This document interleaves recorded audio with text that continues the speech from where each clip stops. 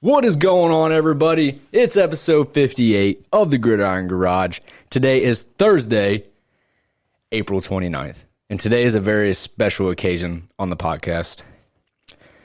We don't really just pop bottles for anything on the pod.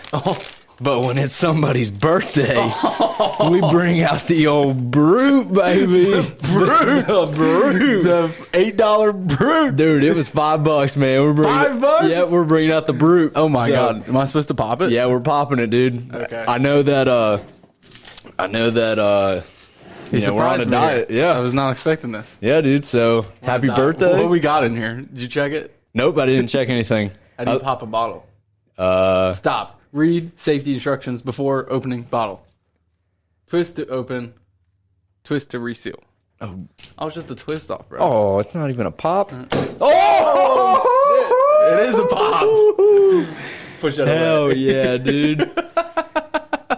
The Brute. The Brute. I love it, dude. I appreciate it. Yeah, no problem. So, for people who don't know, the Brute came out the last time that something spectacular happened on the podcast.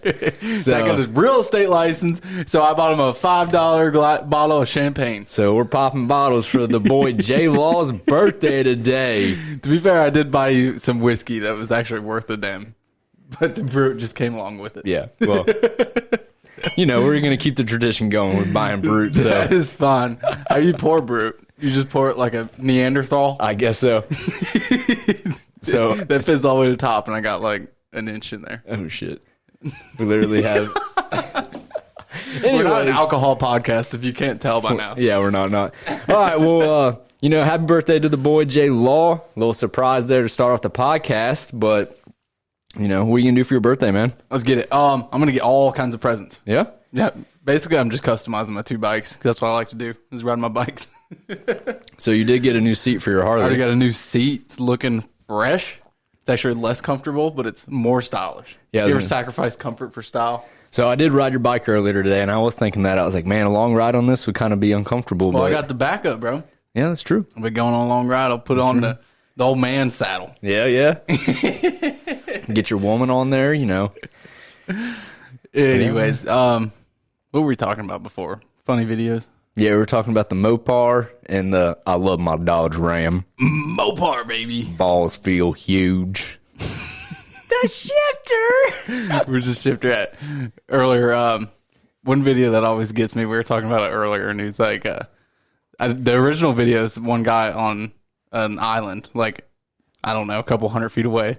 He's like, "What's your name?" The guy's like, "Was it Tony?" I said, "Fuck you, Tony."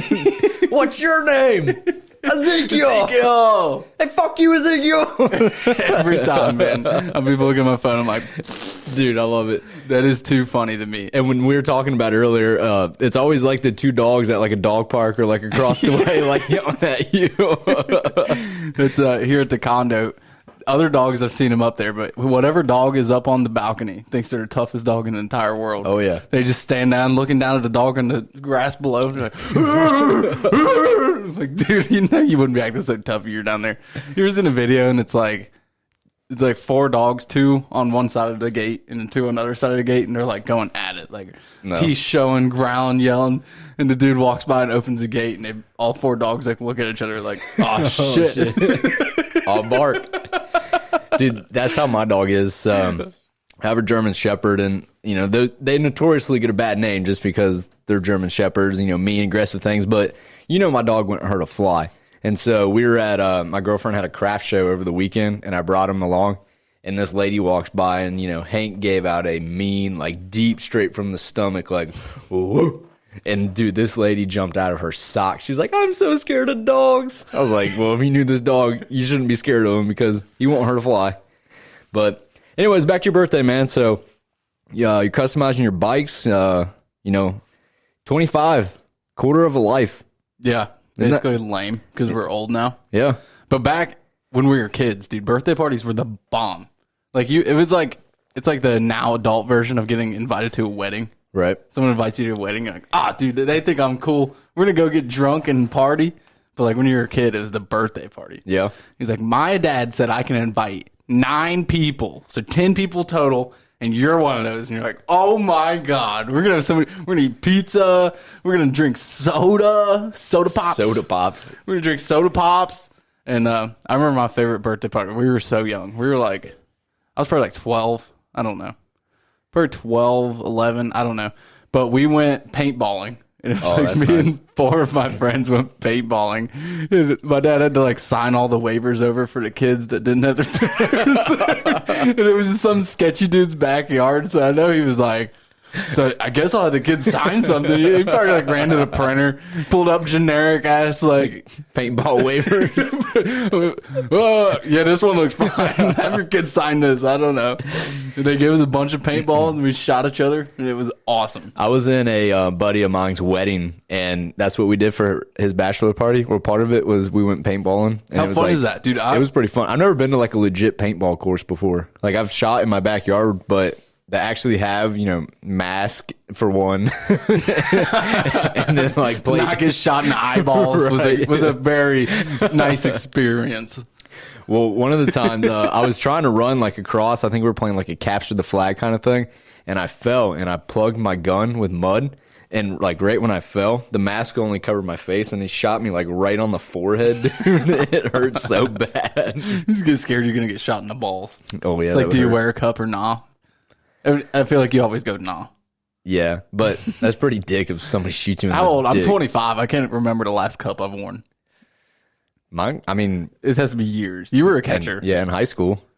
I Did don't you think- wear one for? Well, no, you probably didn't wear one for football. I don't think I wore one for football. I did. I did when I was a kid, and the coaches would always tell you they were gonna nut check you, but they never did. Yeah, They're like, "Where are your cups?" Or I'm gonna nut check you. dude. So They're like, you're not allowed to touch my balls.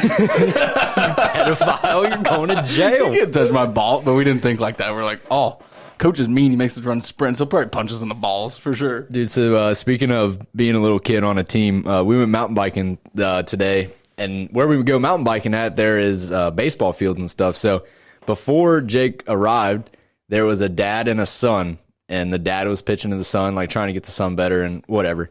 And I remember, shout out if my dad's listening, like just being like screamed at because I was so bad at baseball. And he was like, why aren't you better at this sport? And this is what this dad was doing to this poor kid today. He was like, are you going to pay attention to the ball? Are you going to pay attention? And then you're just beaming at the kid. Kids are so frustrating. My little niece plays soccer now, and to go watch it is like paint drying off the wall. Yeah, dude. The one that's the best is always the one that's actually trying to kick the soccer ball. Right. And the rest of the players are not actively trying to kick the soccer balls. Like playing in the grass or something. If you could just focus, you could score like 85 goals right now. You could just take the ball and kick it in the goal every single time if you could just focus, but they can't. The kids can't focus. One of the things that cracked me up is, so obviously when you're a kid, the biggest thing with baseball is keeping your eye on the ball. Like, most kids are either scared of it or don't know how to swing a bat. Isn't that weird though? Like anywhere else in life, I know you're a kid and you don't understand, but if something is getting thrown at you, Like, you would look at it. what in your right mind says, yeah, I'm going to look over there. Like, Maybe if I don't look at it, this it won't hard hit ass me. baseball might hit me. I should probably fucking look at it at least. So, what do you think a pitcher's mound is for kids? Like 45 feet, maybe 40? I couldn't even tell you. We'll just Not say 60. Yeah, we'll just say like 45 feet. So the dad was standing on the pitching rubber that they had at the baseball field, and he was getting so mad that the kid wouldn't watch the ball that he literally walked the ball into him. He's like, "Keep your eye on the ball. Keep your eye on the ball. You're not looking at me. You're not looking at the ball." I seen an old video that went viral. I can't remember if Total Frat Move posted it, but it's his dad pitching baseball to his son. He's just soft tossing it like 3 feet in front of the kid. Oh yeah. Not even off to the side or anything. It's like you have no faith that your kid is going to hit this ball at all. If you're standing 3 feet away, just tossing it down the middle of the plate. What are you gonna do if your son or daughter's bad at sports? I don't think I would care that much. No? I don't know. I say that, but then if you do, it's like, You're gonna be like, "Be better." yeah, I don't know.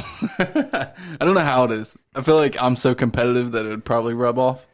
I feel like I'm sure it would. We're gonna be those parents, be like, "My kid's better than yours. Your kid sucks, bro." Have your kid in a weight program at like 6 years old. Right. Like, you got to get big so you can be good at sports. Start him in jiu-jitsu. Be like, "Well, yeah, my kid can roll with you. Like, you want to fight him?" You want to fight him?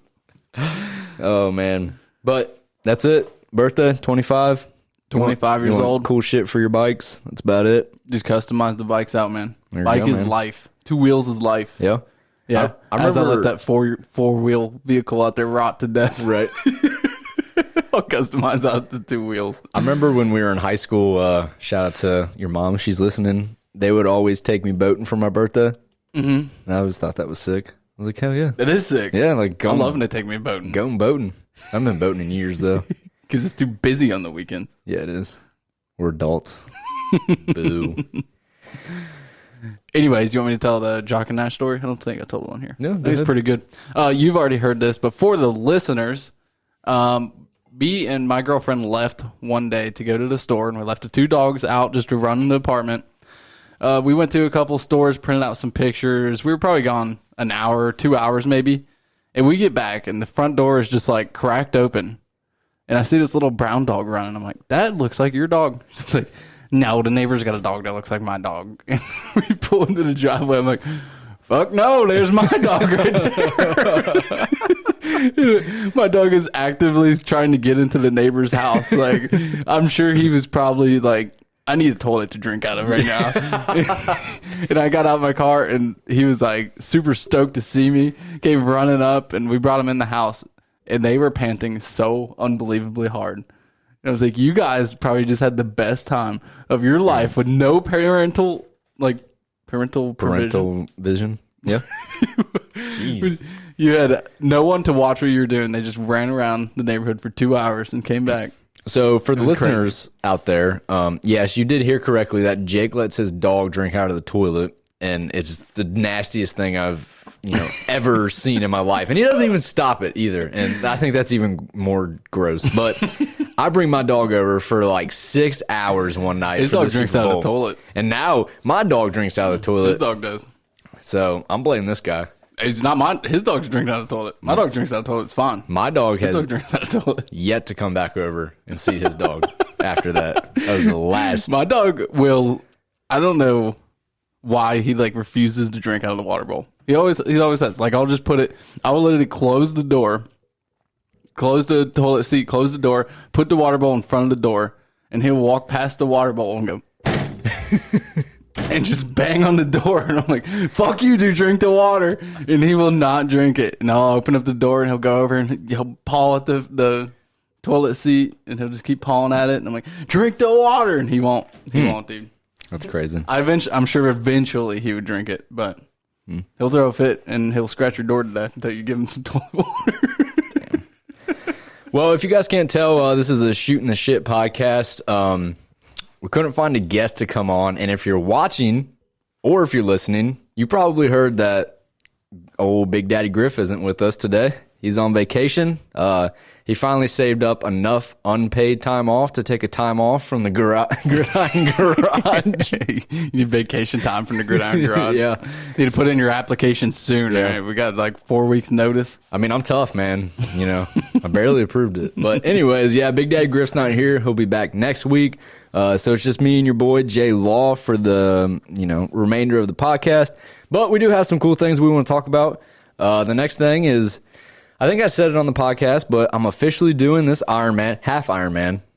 Half Ironman. Because even though it's not cool enough already, Jake's like, man, you're not even doing a full Ironman. No, that's not. I said it was very impressive. A half Ironman's very impressive, but it's not a full Full Ironman. Ironman. Dude, that's literally double. That's 140 miles. That Yeah, is a it's- full Ironman. Yeah, and then a half is what you're doing, which is very impressive. Right. But you're still kind of knocking it. I mean, If it makes you feel better, I've tracked like every mile that I've ridden my bike and every mile that I've ran, and I still don't think I have enough miles for a half marathon this month or a half Ironman this month. damn. What was that? Like 60 something? The half Ironman's 70.3. Yeah, I think I'm like barely there now in a full month.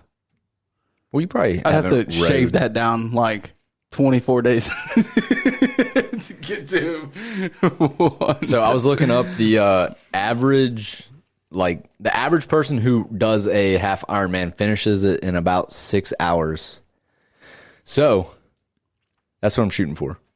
So when you say like an average man who runs an Ironman is like not an average man.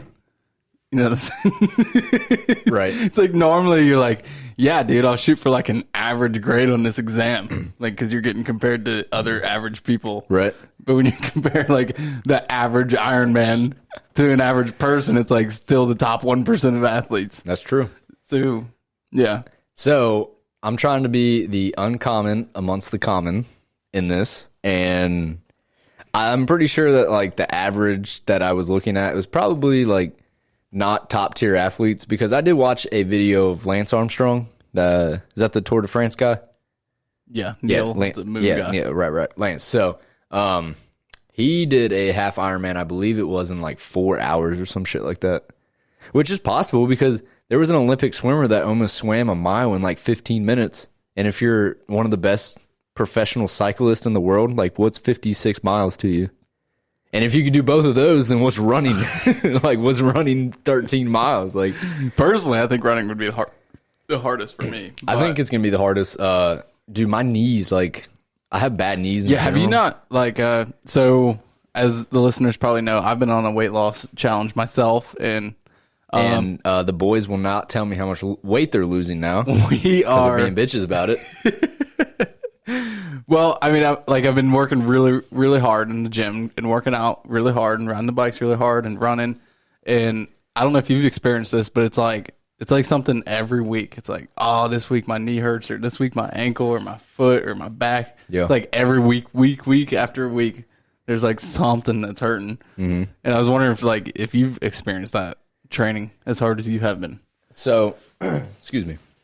Yes and no.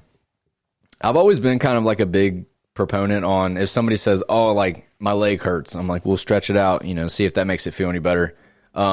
Especially with getting into this Ironman, like I've always kind of stretched before I've lifted, but like I've been really focusing on stretching, as you know that I have a whoop. And so like I'm very strict with that, like checking my recovery and my sleep and things like that. So I stretch almost every day, like pretty thoroughly. Like remember in baseball when we had those flex bands that we had to do in stretching? I actually hated them. Always hated them. But they like felt good though if you actually used them correctly, right? I always hated them. So I was never a big proponent for stretching. So not that it's not good for you. It's just not something that I enjoy doing. No, I mean it does suck, especially when you're tight.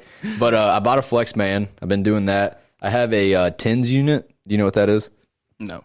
So it's pretty much like the roller. No, it's the if you electric. Yeah, like if you're gonna get an EKG, like the little things that they stick to you, it's like that. But then you like can turn it up and it shocks you and shit. They had those at physical therapy. They never let me use them. Yeah. One thing they did let me use that's really strange, and I'm curious if you've ever seen this. I've heard bodybuilders use them, but they would put like this blow up tube around my leg, suck it tight, and then blow it up. So it literally like cut the circulation off from your leg. Yeah. And then you would do your workouts. And the theory is, I guess your arteries run down the inside of your leg.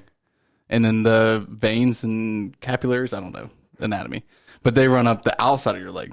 So by constricting the outside of your leg, it lets the blood flow down, and then it gets stuck down in your leg. Mm-hmm. So by you working it out while all the blood is pumping into your muscles is like really good for building muscle. Yeah. Super strange. That's like, in a way, is like what you have is probably way more advanced, but the copper fit stuff that Brett Favre endorses, I've not seen it's that like now. compression sleeves in a way, or like just wearing compression, anything. Like that's the idea of it, is to. You think that's how Dog the Bounty Hunter got so big? He did, dude. He had that like armband that tried to make his bicep pop, but he was getting too old for it anyway. Jeez. You know what I'm talking about? Yeah. Yeah. I don't know. I'm just laughing at that show, but Dog the Bounty Hunter. So that was an awesome show.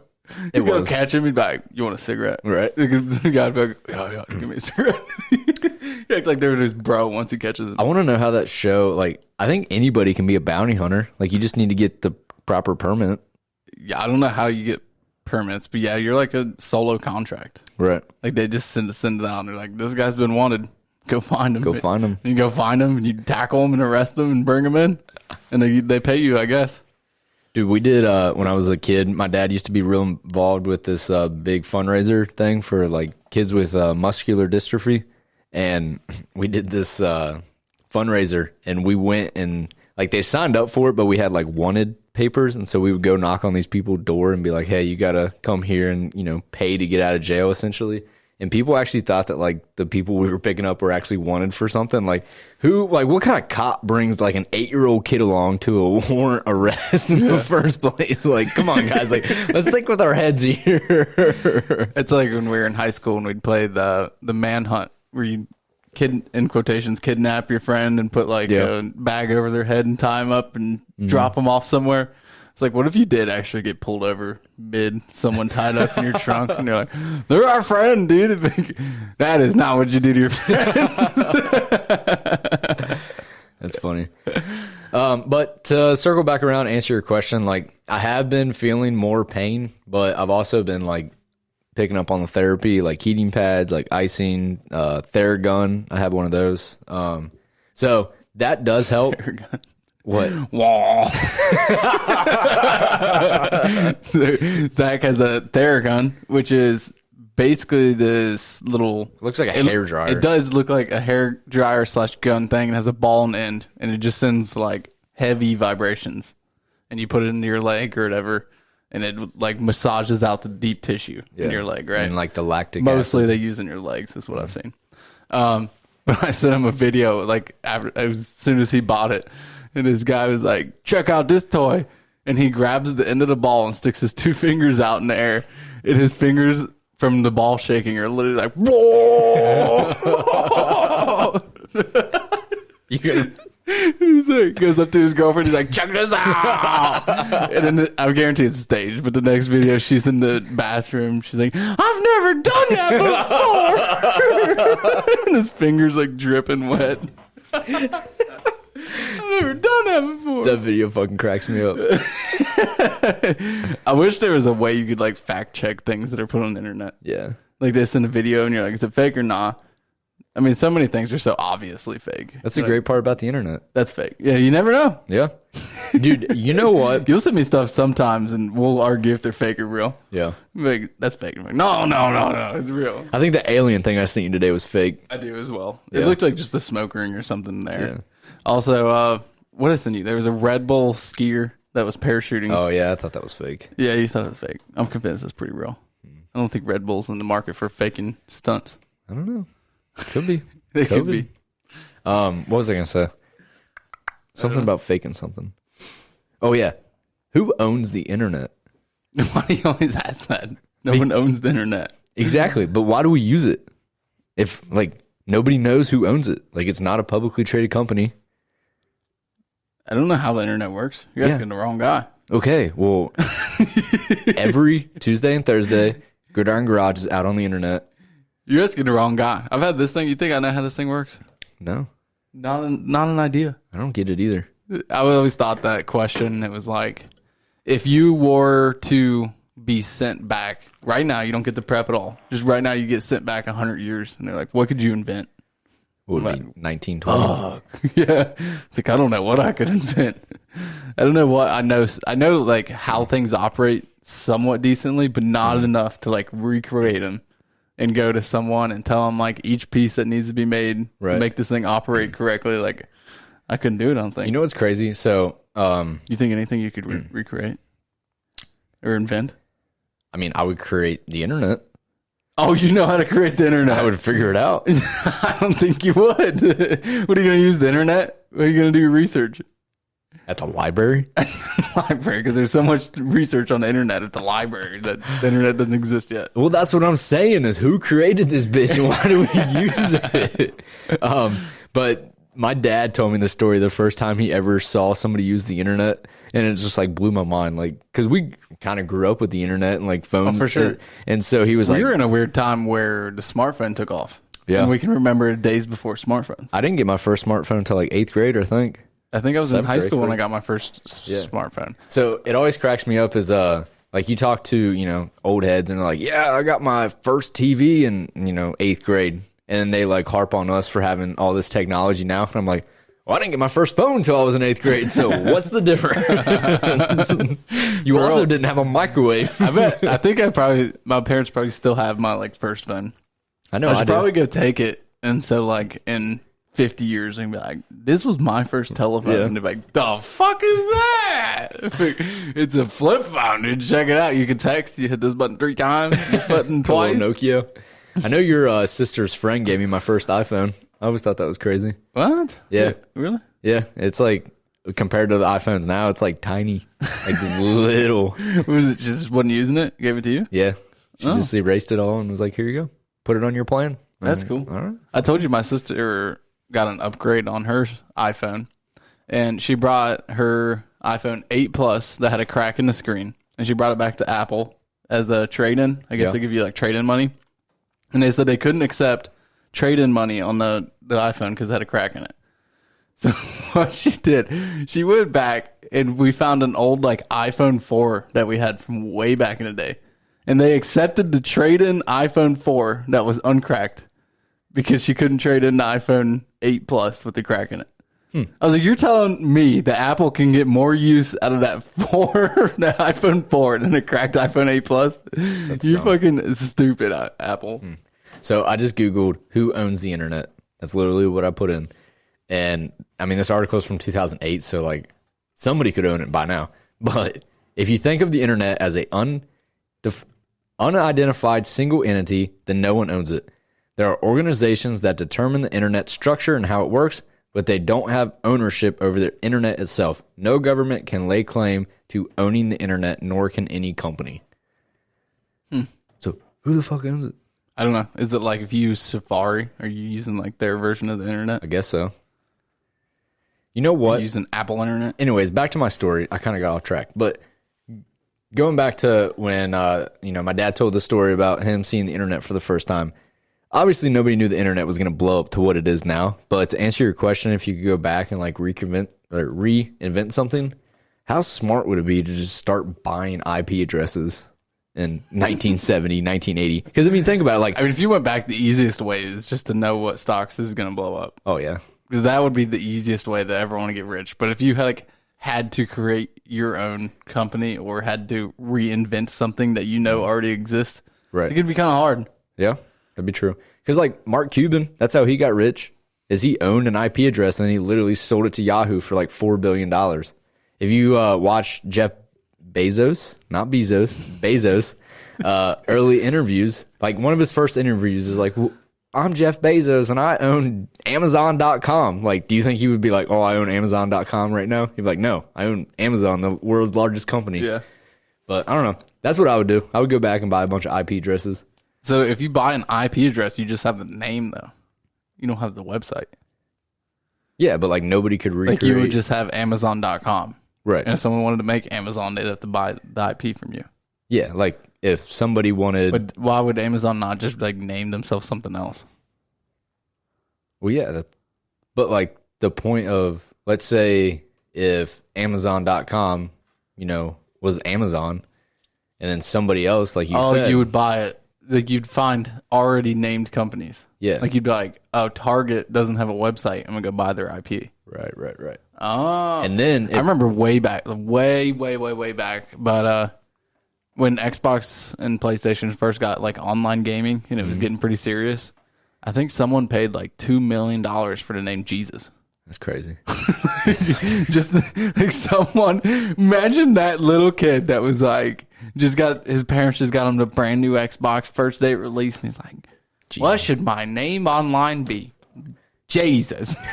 Fucking like 6 years later, he's making $2 million million. off the That's name crazy. Jesus from Xbox. Well, that's how it works. Like, you just buy up all these, like Walmart existed before the internet. Target existed before the internet. Just like buy up all the IP addresses. And then once they're like, hey, we want to make a website, and be like, okay, well, give me $5 million and then you're going to have Walmart.com. It's probably harder back in the day to buy an IP address, though. Probably. Yeah, you can just go to like GoDaddy right now. No now free you can shout outs, but now you can just go to a website and like buy one. But Yeah. back in the day, you probably had to like code. probably. Ooh. Very hard to figure some shit out. Like it probably wasn't as easy to get an IP address back then. Think about the person who coded the internet. Like, who hired that guy? Like, who did that for free? I don't know, dude. This shit blows my mind. Anyways, October 2nd, Iron Man's Imagine going you down. code the whole internet and like you don't own it. Like who the fuck don't own it? Oh, Who? Me? this is my shit. I don't fucking own it. Okay. Anyways, going back to the Ironman. So you have been using the Whoop for a while. Yep. And you're starting to get stats on stats on stats on stats. Yep. Big stats guy. I was wondering, I know a lot of the big complaints about the Whoop app is that it tells you don't sleep enough. Yep. So I was wondering if you have noticed any correlation between how much sleep you get and the performance that you do the next day. I know it's kind of early in your process. Like, at this point, I feel like the effort you're putting in. So what I'm thinking of is when people say exponential growth and it goes up. Mm-hmm. I would think that training for an Ironman would be the opposite of exponential growth. Like when you first starts up and then it plateaus, like over and over and over and over. Yep. So I don't know if it's maybe too early to tell a difference between your sleep correlation and your performance, because no matter what happens, you're probably still on the up climb. But have you noticed any effects of sleep? Yeah. So, I have about a month's worth of data right now through my Whoop app, and it always tells me. So I actually just recently got on a training program, a 20-week training program for the Ironman. And before that, I was kind of just getting in shape, like I've told you. Like, I've really been getting in shape for what now? Almost like 4 full months. Mm-hmm. So when I started, I could run like 3 miles in almost an hour, and now I'm under 30 minutes to run 3 miles, which is pretty good. I mean, I feel like shaving 30 minutes off of your 3 miles is pretty drastic. Yeah, this is the reverse exponential. What is that called? That's got to have a name. I don't know. But I think that, kind of a long-winded answer, I think that the Whoop has definitely helped me perform better, because before you could go in there and just ride on a bike and be like, oh, like I killed that. But actually watching your heart rate live, because you can open the app and it will like show your live heart rate. You're like, man, like when I thought that I was killing it, I was only at 120 beats per minute, like heart rate. But like actually killing it is at 175, beats per minute, or your heart rate. So the Whoop and sleeping, yes, I can tell a difference, because there's days that I get like shitty sleep. So for an example, for all our fans out there, like we record on Mondays, we stay up super late, and then I get up early. I normally get like 5-6 hours of sleep Monday night into Tuesday. Mm-hmm. And Tuesday is always a hard workout for me because I don't get enough sleep. But then Tuesday night, I always go to sleep like super early. And then Wednesday, I perform better because I get more sleep and I get like more time to recover. Like on Monday, I did my Ironman workout, and then I went to work, which is pretty laborious, I would say. And then we went riding for like an hour and a half maybe. Mm-hmm. So my sleep and then my recovery, because of how much like strain I put on my body today, I'm going to suck tomorrow. Pretty much a long answer. Like, I do definitely see a correlation between like... Well, in that instance, you'd say that you overworked what you can recover in one night. Yeah. More so than if you were on a steady plan, did the same thing every single day. Do you think that sleep actually... Like, I know it probably does somewhat correlate, but is it like a noticeable correlation to your performance the next day? Yes. And within the Whoop app, it tells you like how many times you were disturbed, what your heart rate was while you were sleeping. How many times? It's normally around like 19 to 20 times. Really? Yeah, that I'm either disturbed. I spend about 20 minutes awake every night, like that I don't know about, which is kind of crazy. Yeah. Like I think that... wake up and then... I know the way that I've understood sleep is that it's like almost 90-minute intervals, and you go like deep into deep sleep and you come up. Mm-hmm. What is REM sleep? Is that the deep one?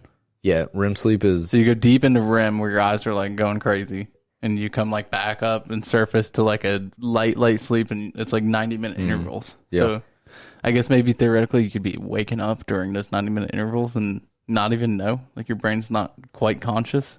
So how does it know that you're awake? Just being on your wrist? Probably heart rate, I would assume. Yeah, because like your heart rate would jump, and then it probably detects motion. It can it knows when you're moving, right? Yeah.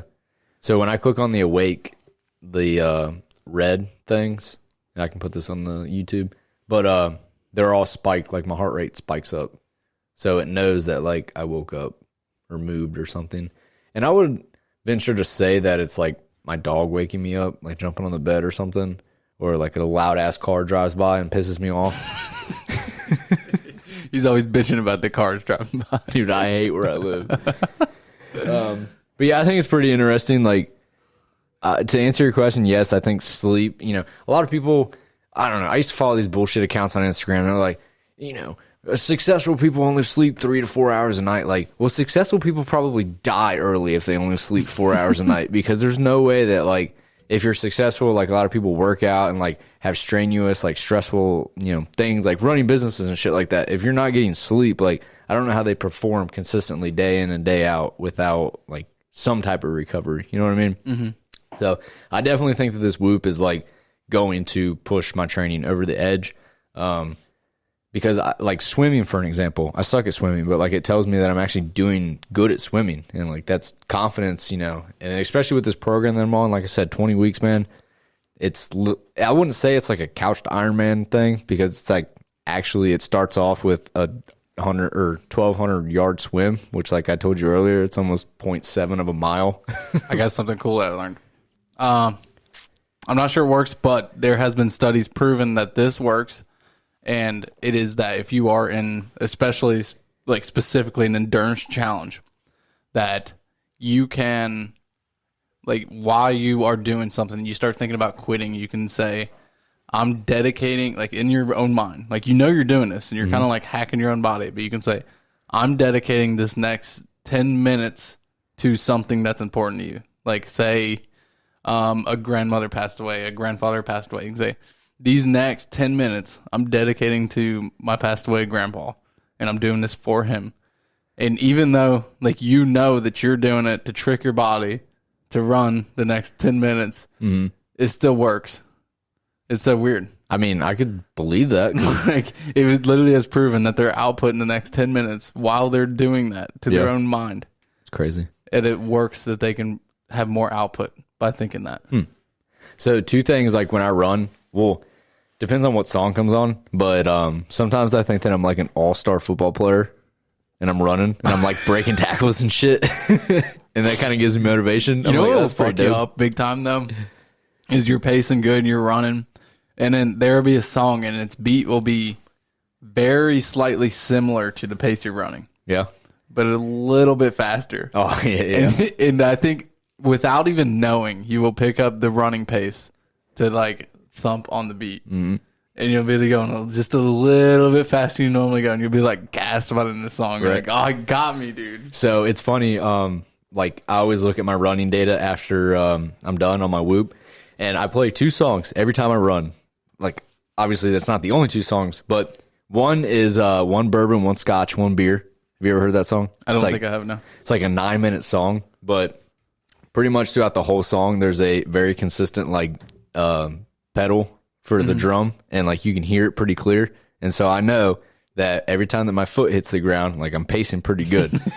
And then the next one, it's getting you, dude. Dude, it is. It's getting you. You're thumping with the song. And then the second one is, like, obviously everybody's heard this song, is Freebird. When the guitar solo goes, dude, you can tell when. Well, I think the when I'm listening to Freebird. I'm not sure, but I feel like the actual tempo of the song picks up in the guitar solo. Yeah, it does. But, like, you can tell my heart rate. You'll be running, and then, like, it picks up, and you're like, da-da-da-da-da-da. Yeah. But you can always tell when I'm listening to Freebird, because my heart rate, like, goes, like, super high, because I'm starting to run a little faster. But I mean, those 2 songs alone are 18 minutes long, so that's like half of my run. It is super funny.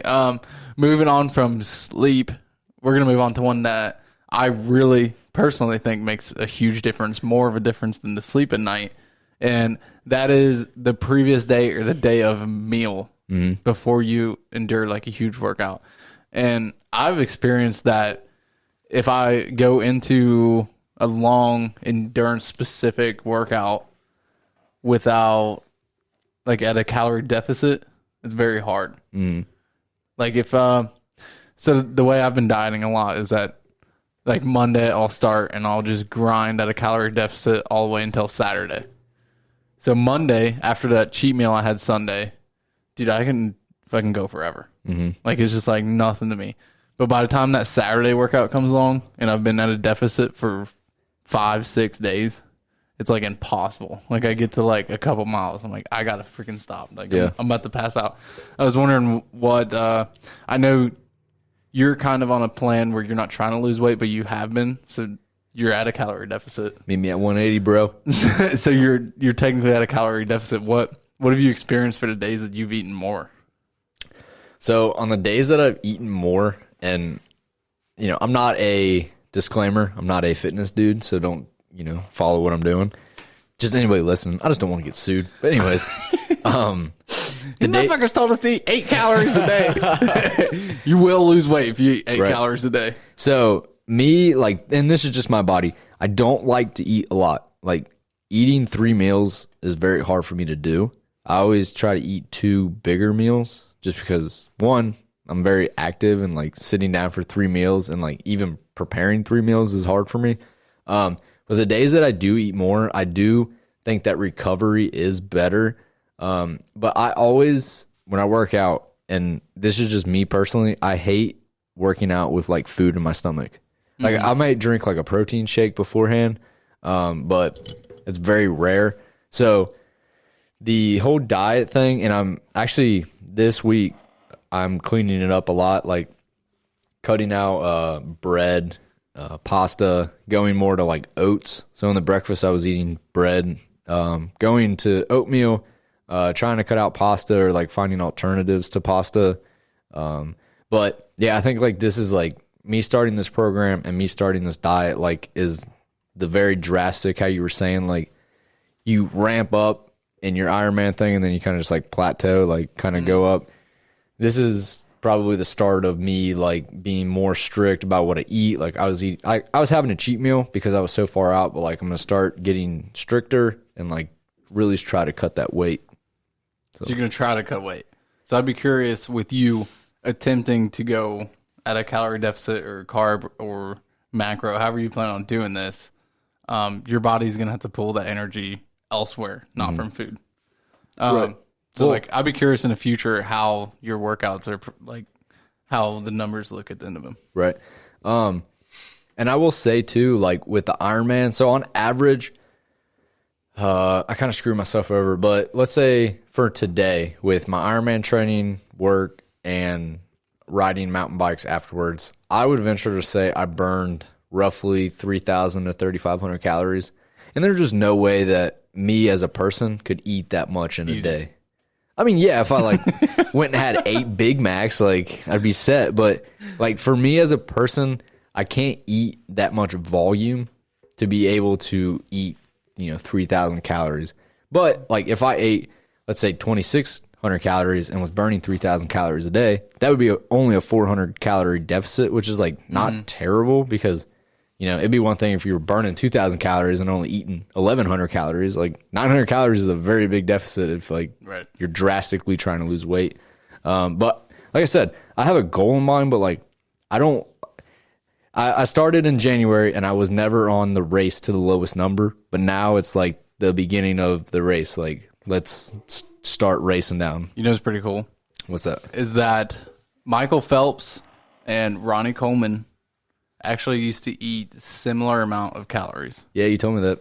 And the body difference between someone who does endurance, basically an endurance workout, swimming every single day for his entire life, and the difference between someone who eats the same amount of calories and lifts weight, and how their body adapts to be so much different, I think is absolutely crazy. It is crazy. That they're both eating so many calories. You'd think by default, if you were exercising as much as Michael Phelps and eating as much calories as Ronnie Coleman, that you would just like develop the muscles that Ronnie Coleman has. I don't know. Well, you also got to think about, like, I'm a big component on trying to, like I said, like I'm not certified in anything, but I have done personal trainers a few times, and like the guy that I went to does give you an educational class on like nutrition. And I know that you're just like the big calorie in, calorie out guy, but you also got to think about like the macros. So Ronnie Coleman was probably eating a fuck ton of carbs and protein and stuff like that. Michael Phelps probably could have been eating a bunch of carbs and like maybe a little less protein and like more fat. Like, I don't know what he needed in his diet, but I feel like that's why they were drastically different. You know what I mean? You don't think it was the workouts? No. You think it was? Oh, no. Yeah. No. Like, yeah, obviously it was the workouts. Like, Ronnie Coleman was squatting 1,000 pounds. And, like, I know what Michael. you're saying. They were both, I mean, obviously they were both specifically correlated to the task at hand, which Ronnie was trying to get as big as possible, and Michael Phelps was trying to be as fast as possible. Right. And you also got to think about the different types of muscle that they were building. Like, Ronnie Coleman was building a more, like, denser muscle, where Michael Phelps needed more of, like, a leaner muscle. But that leaner muscle probably needed more calories and stuff like that to build. So, I don't know. I'm not a genius. I'm uncultured. Anyways, we'll go ahead and move on. We're all rooting for you to get this done. Appreciate it. And you going to come? Yeah, I'll come. October 2nd? I'll do it. No, I'm kidding. Just Clip that shit out. Jake's just going to show up, be like, hey, man, I'm ready. I didn't pay. Don't tell him. I plan on quitting halfway through, so don't tell him. I didn't pay. We're going to move on. So I'm pretty excited for this. Throughout the history of mankind, there's always been medical specialists, scientists, researchers trying to learn more things about humans.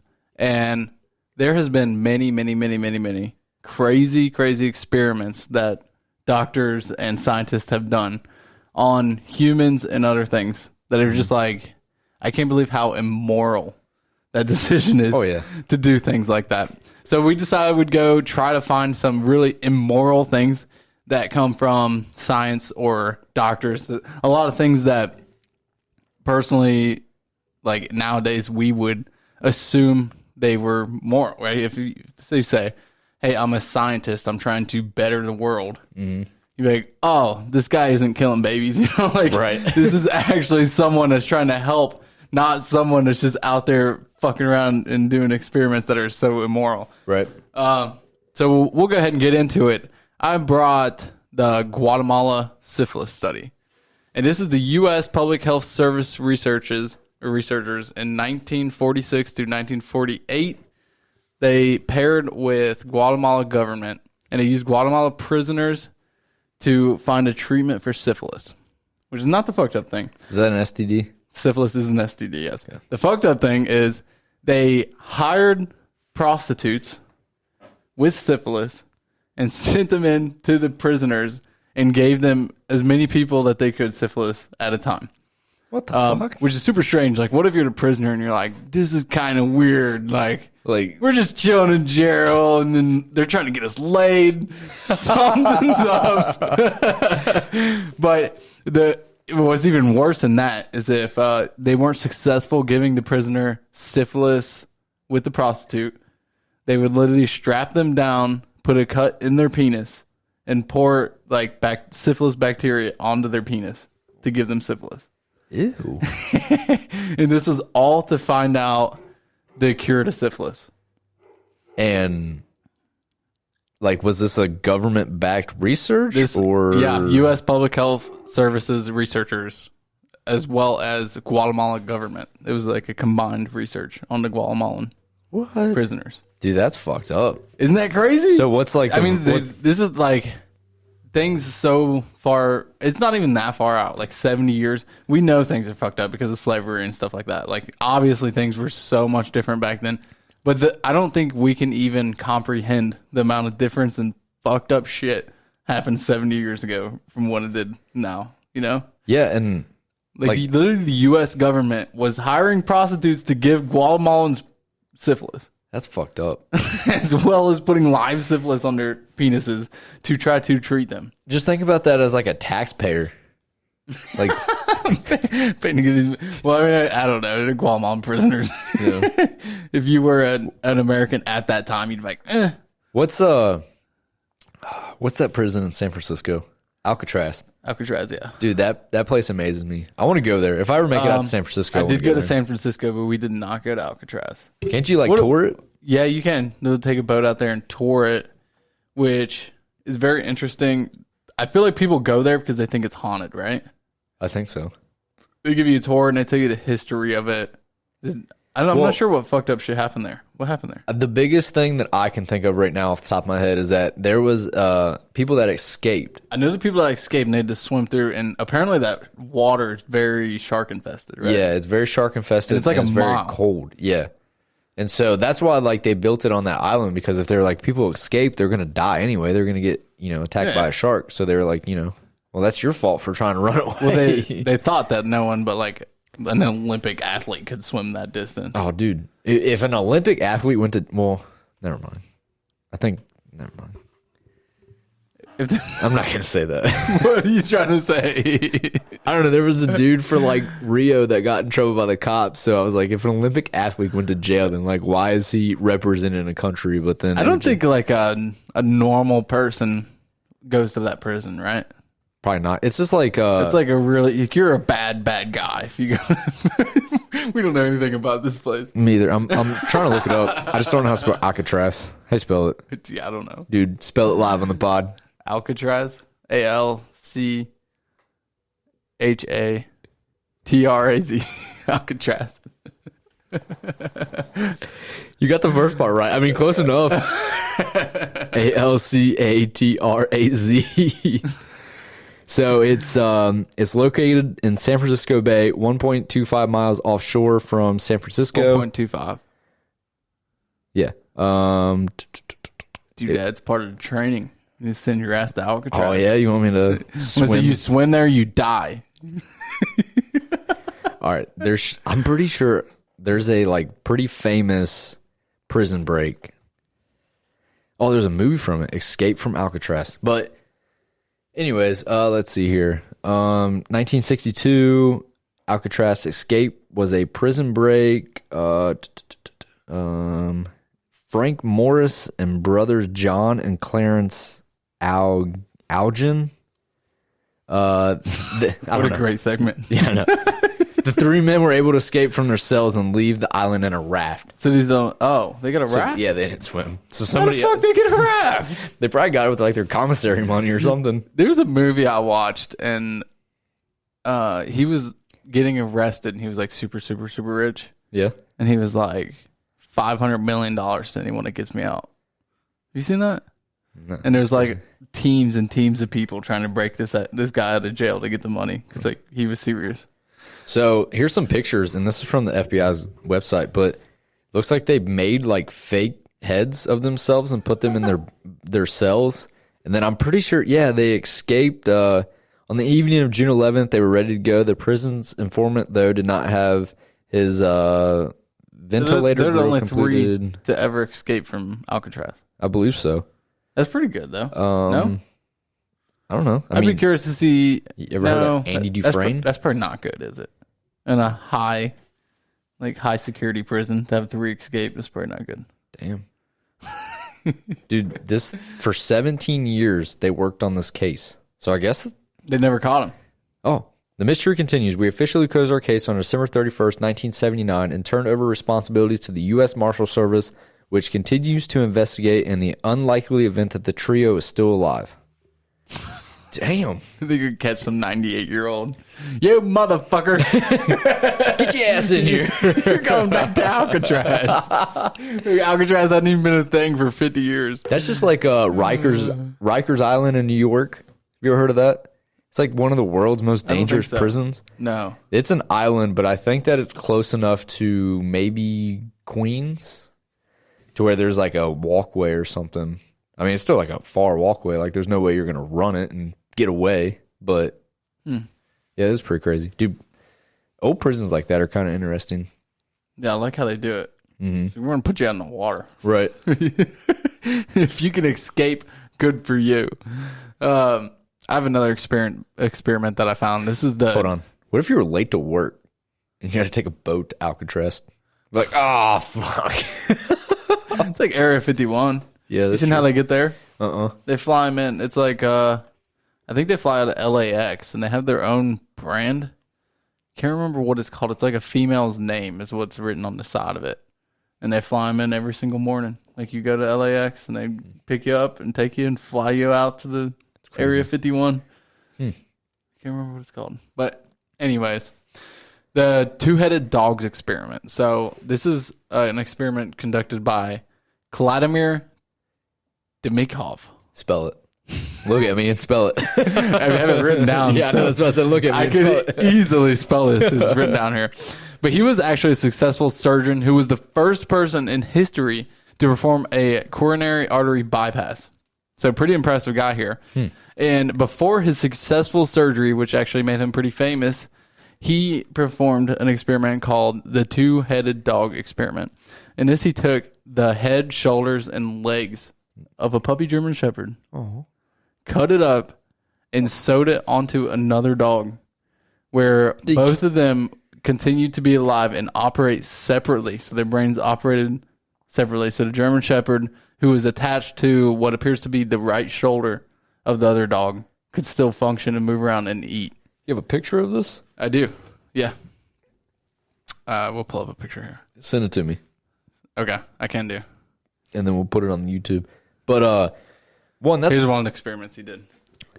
It was back in the day, so it's black and white. Oh my goodness. And there's a video. Oh well. There's a video of these two dogs actually living. The dogs did not live long because they actually, I guess their tissues like fight each other's off. Like it thinks it's like an incoming virus. So after a little while, they actually end up passing away. But man, dude, puppies? That's sick. You're going to take puppies. You're going to cut up a puppy and sew it onto another puppy. And so they're like intestines and bloodstreams all together. That poor German Shepherd, dude.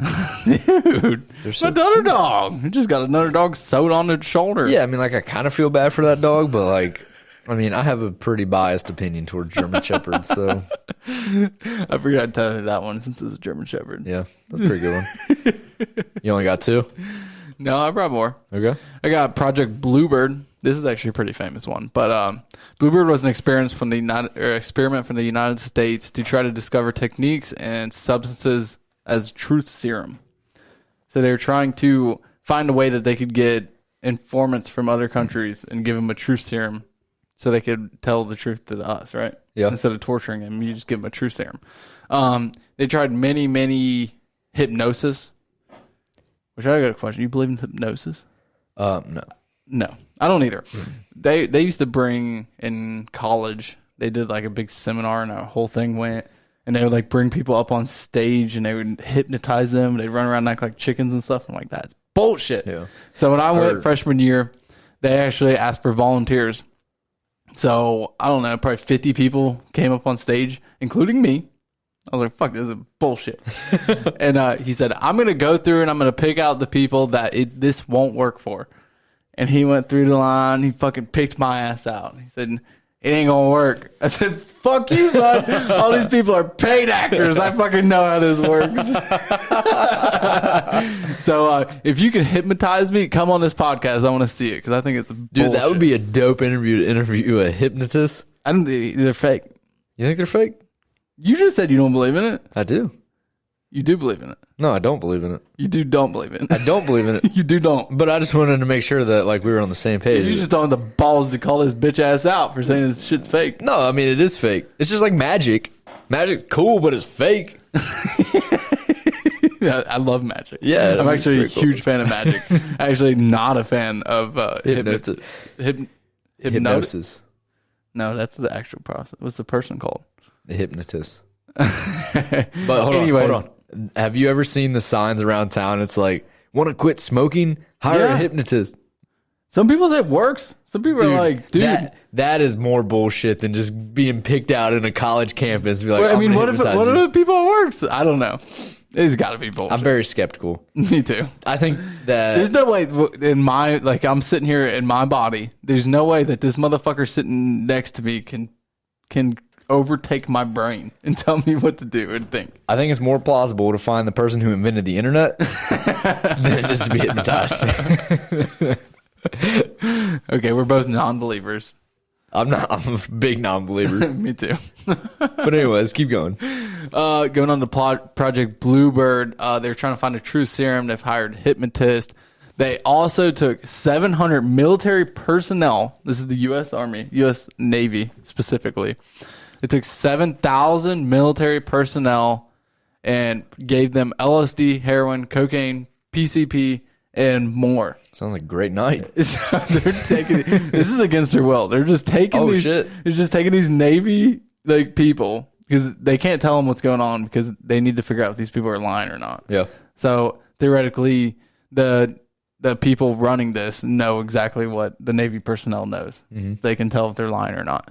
So they take these people, they fuck them up on LSD, heroin, cocaine, PCP, marijuana, whatever else they got. They tried literally everything. And they're just drugging people and asking them questions. That's pretty fucked up. And turns out there's actually like a good amount of deaths and a decent amount of suicides after these tests were ran from the U.S. government. So pretty fucked up. I don't have the date ranges on this, but I assume it's around World War II. These all seem to be around World War II. Like some real fucked up shit was going on back then. In the 40s. Just the most fucked up shit. Oh, and then the last one I have is Unit 731. And this happened in 1938. And this was Chinese prisoners and Asian civilizations. I think I've heard of this before. And this was actually the Japanese using anthrax and plague. And they would literally just infect these communities and prisoners. And they would just see how it spreads and like note it down and learn from it. Like how messed up. You just see a colony that you're like, they don't do much for us. Right. Let's use them as a study. I'm going to spread anthrax, kill probably 80% of these people, and just study it. Like, so wrong. You know what's kind of fucked up to think about? Like, obviously times have changed now in 2021, but like you said, like fucked up shit happened like in the early 1900s or even before that probably. But like, what made people think that like even though that people were prisoners, like that they weren't people at the same time? Yeah. Like just because you're a prisoner doesn't mean you just like give them syphilis and what's weird to plague. think is we're Americans, and when we think of soldiers, we think of American soldiers, and we think, oh, the opposing like military, they're bad people. Yeah. Right? I mean, we kind of know the other what's team. going on, so we actually do think they're bad people. But if you were on the other team and you captured an American, you'd be like, these are the bad, like you personally believe that what you're doing is right and that these Americans are the bad people, which is kind of crazy. It is crazy. I mean, I just think that like, and shit, I don't want to go down this rabbit hole, but like cultures in general is just so crazy to think about. Like that one culture believes that the other one's wrong, and then vice versa. Like they believe that their beliefs are correct. And I don't know. That's just like crazy to think about that. So like we all live in one world, and like that's how people think. Well, this is getting kind of, I don't know. It's getting kind of weird. But what all of our history on Earth, that humans have been separate of each other. So people in Asia have been so far away from the people that migrated to North America, and Pangea split up. So like the people in America have been so disconnected from the Asian culture for so long, as well as other countries and other areas. That's just two examples. I'm curious how long so we all have cell phones, we all have internet, we all have connections. We can talk to someone in Japan if we want. Right. We can probably get on the internet right now and talk to someone in Japan. We could do it for any other area in the world. How long before all of the cultures merge into one?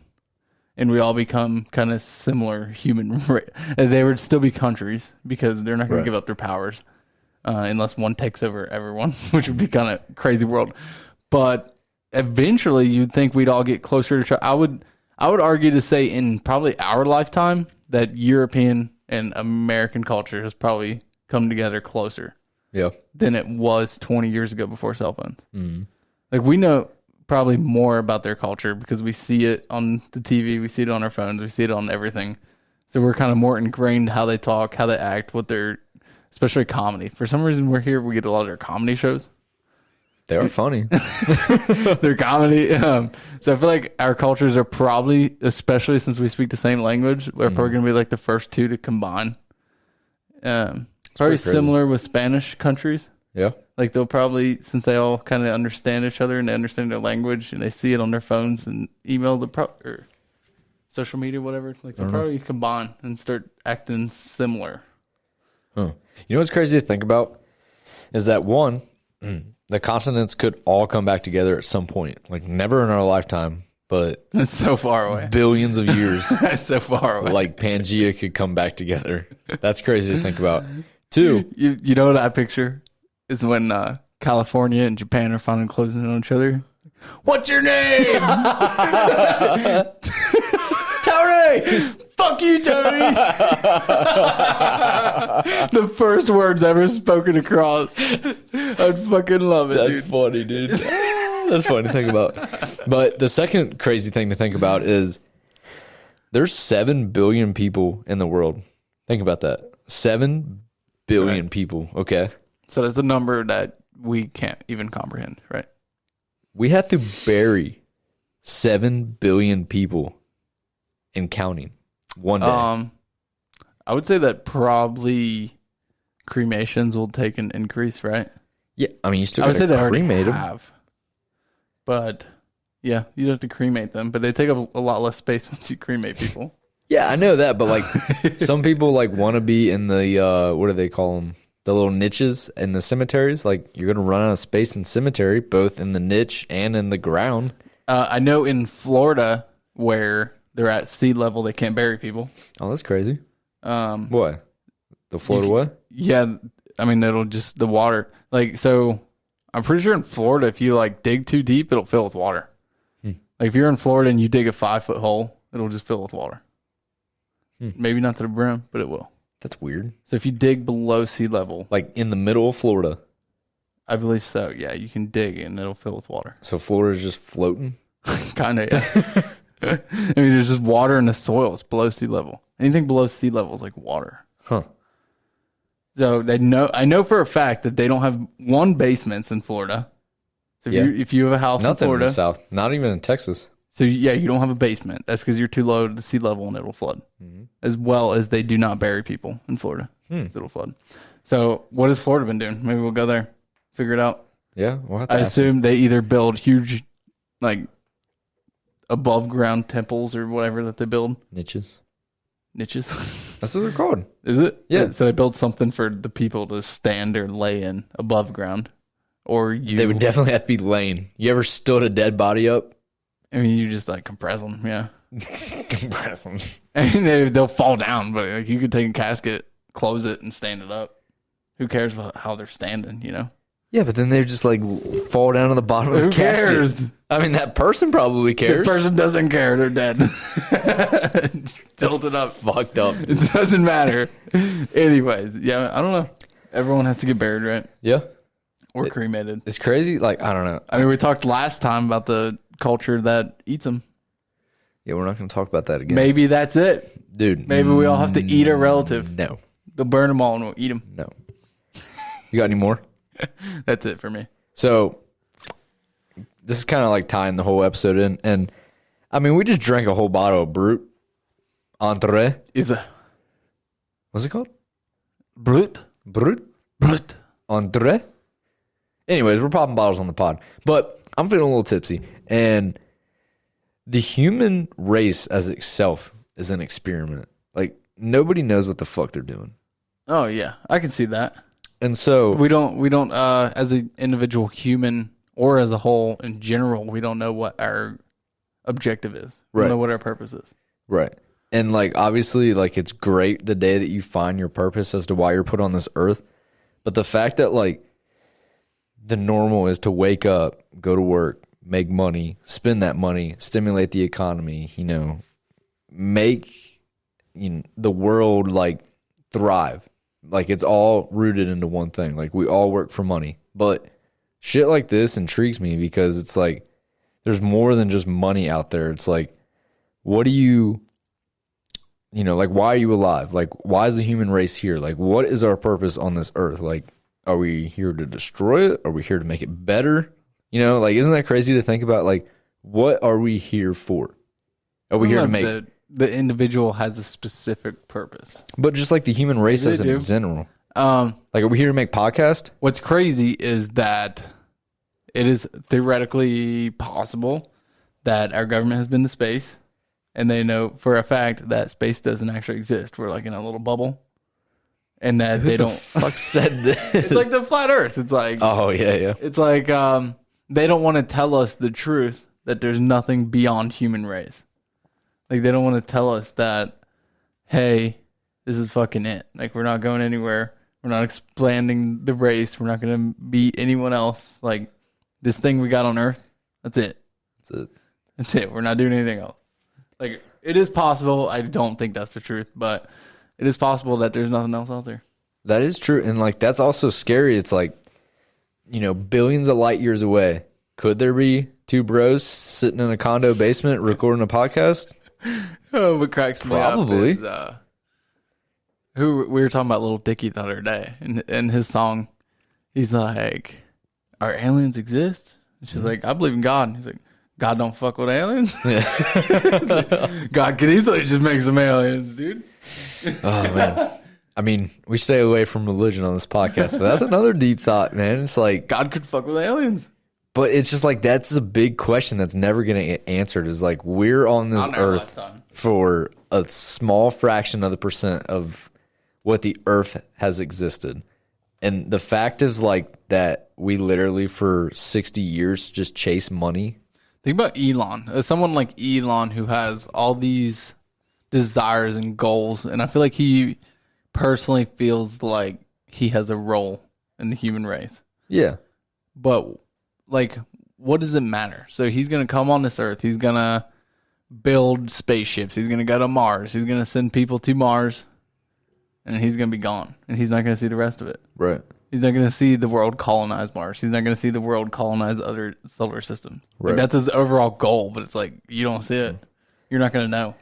And I think that goes back to our conversation about like technology in itself. People think that our generation at 25 years old grew up with technology, and like we had kind of saw the beginning of it, but shit, I remember when my parents had pagers, and now we're trying to send people to fucking Mars. Like, what do you think the next 25 years of our life's going to be? Well, they did send someone to the moon like forever ago. Allegedly. But Dude, these motherfuckers think I was smoking pot and I'm drinking brute. dude, Hey, lay off the pot, drink some brute. dude, just drink some brute, man, if you want some deep thoughts. But I don't know, man. Like, so I just I don't know. I just want to talk about this. Like, fuck the sports podcast. I don't give a shit what our name is right now. But like I said earlier, I want to be uncommon against common people. And I feel like doing an Ironman is like the start of it. And I saw this thing the other day that it literally pays to advance the human race. Think about the two people in our lifetime that have changed the way that we think about the human race. Elon Musk and Jeff Bezos. Two completely different businesses that they built. But Jeff Bezos literally created one of the best e-commerce businesses in the world. Like, literally 2 days, you can have something at your front porch. He basically solved all the problems to online shipping. Right. He didn't invent it, but he figured it out, figured the market, solved every issue that people basically had with the market. Right. And just dominated it. Yeah. Right. And then with Elon Musk, like, I feel like he saw the future before the future was even here. Because, let me look it up, but I'm pretty sure Tesla was created in 2003. Mm-hmm. And so in 2003, like, were people really thinking about electric cars and like the environment as much as we hear about it now? Like, I'm sure that they I don't know. did. We were young. Right. And like, that's why I can't really attest to it. But We were like, what, 7? We were not thinking about electric cars at 7. no, like, yeah. So it was, Personally, yeah, it's hard to test what was going on. so 2003, Tesla was established. So like, now it's the new norm. Like, I see Mustangs that are electric, like trucks are becoming electric. And I think that that's great, but it's like, what's going Harley to... Davidson has electric. Yeah, like, everything's becoming electric because of, I guess, the harmful effects of CO on the environment. But what is going to be next? Like, by the time that we get to, Jeff Bezos and Elon Musk are long gone, Just be someone else. Right, but like, that's my question is like, what's next? Like, what is going to advance the human race even farther than that? I've heard that if someone can, well, I think the future is probably in AI. If someone can figure out like an absolute AI above the rest of the world, if someone could figure out, what is it called when you like put virtual VR? I think VR is probably a huge segment in our future as human race. I've seen that if someone can figure out how to mine asteroids, it's like extremely valuable. That's crazy. Like there will be like asteroids that fly by that have rare materials on them. Yeah. Like if you could mine them, you could be fucking super rich. How would you mine an asteroid? You would have to like You have to like literally land on it. stop it. Yeah, and mine it, and then fly back to Earth, which not impossible. I mean, if you think how many years in the future we're going, they're talking about mining the moon. I don't know what's on there. They haven't told us what's on there. They keep saying there might be liquid ice or frozen ice, but I'm like, there's something else on there. They're not telling us. They're not going to send. There's like 3 countries right now racing to go mine the moon. Like, what's up there? But that's my thing is like, if we've been to the moon already. I have a feeling that the moon is specific. Yeah. There's something on there that's going to change us. In 1969, we went to the moon, and we have not like brought anything there. Like, if we wanted to mine the moon, you know how easy that would be? I'm pretty sure it We takes could have done it, yeah. a week to get to the moon. I think the issue is we didn't know what the secret stuff that's on the moon was on the moon or in the moon. But then how would we get it back to Earth, and would it be stable in our atmosphere? Let's get really crazy. So the theory around how UFOs work is that they use materials that can bend gravity. Right. So if they could theoretically find a material that bends gravity, you can make UFOs, you can make things that fly at light speed. So if the moon did have said material on it, that would be the shit that changes human race forever. Yeah, it would be. But that's crazy. And I kind of got pissed, so I'm going to wrap this up. Dude, this is great conversation. Jesus. All right, well. How deep are we in this? We're an hour and 16 in this. We got to go. Yeah, no, we got to go. Well, I'll talk about my experiment then. So mine was a Stafford prison experience. And I know that I told you about it already, and you kind of watched the highlights, but I watched it on a Netflix documentary, and pretty much the question that this professor at Stanford wanted to know was, does power create a different person, essentially? So if you take, it started off with 70 applicants, and you take just 70 random people off the street. They ended up with 24, I believe. So they had 12 prisoners and 12 guards. The guards that were randomly selected, does it change the way that the person is? How do I want to say this? Like, if a person is given power, does it change the way that they operate versus them walking down the street an hour ago, and then now you're a prison guard over people who are prisoners, who prisoners always have the notion of like, I guess that they're lesser because they've created. No, not created. What's the word I'm looking for? Did a crime. We'll just say did a crime. So like, I get what you're saying. There was, I believe, I've never heard this before, and I did not pay attention to earlier when you were researching it. Okay. But there was, it's either Family Guy or it's American Dad that did a video. I think it's American Dad that did an episode on this. And so what I'm understanding is that they select random people and they designate a security or a police officer to one, and they designate a prisoner to the other. Yep. But neither one of them did anything. They're just random civilians. Right. And what they found is that the prison guards will treat the prisoners like shit. Right. Like no matter what they did, and no matter what background the people come from, what race, what ethnicity, like status in life, no matter what happens. Like the prisoners or the prison guards will feel so much superior to the prisoners that they will treat them like shit. Yep. And literally like punish them. Yeah, and that's essentially what happened is like the prison guards were literally giving like, obviously you have to be humane to a certain aspect, but they were like, if the prisoners act up, you treat them like prisoners. So they were taking away mealtime, like portion sizes. There was a good and a bad cell, and the prison was like a makeshift thing on Stanford's campus.